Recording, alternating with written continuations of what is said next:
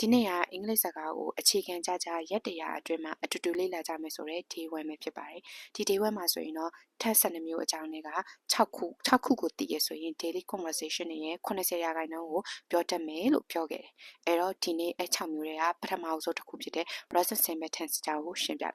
အဲ့တော့ present simple tense ဆိုတာကဘာလဲ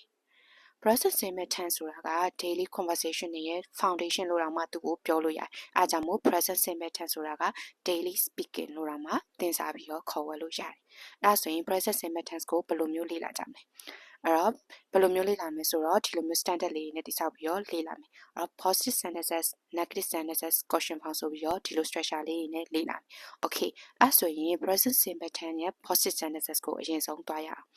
သူ့ရဲ့ positive sentences structure ကဘယ်လိုမျိုးလဲ subject plus verb plus object okay object မပါဘဲနဲ့ဒါက beginner တွေအတွက်ဖြစ်တဲ့ကြောင့်မို့ subject နဲ့ verb ကိုပဲအရင်ဆုံးသွားမယ်ဟုတ်ပါပြီငါစားရဆို I eat ဟုတ်ပြီအဲ့ဒါဆိုရင်အမှဆိုငယ်ငယ်လေးကသင်ထားရဲ့ subject နယ်များ verb နယ်များကိုကြည့်ပြီးတော့ verb တွေမှာ s es is ထည့်ရတယ်လို့သင်ခဲ့ဘူးတယ်အဲ့လိုတွေးရင်လည်းမှန်တယ်ဒါပေမဲ့ကိုယ်တွေမှတ်ထားတဲ့အရာတစ်ခုကဒီလိုမျိုးရှိတယ် I we you they ဆိုရင် verb 1 face form ပဲဖြည့်ရမယ်he she is ဆိုရင် verb က s es is ထည့်ရမယ်အဲ့ဒါဆိုရင် verb တွေမှာ s es is ဘယ်လိုရွေးချယ်ပြီးတော့ထည့်မှာလဲအဲ့ဒါကိုသိလားမသိရင်ဆက်ကြည့်မယ်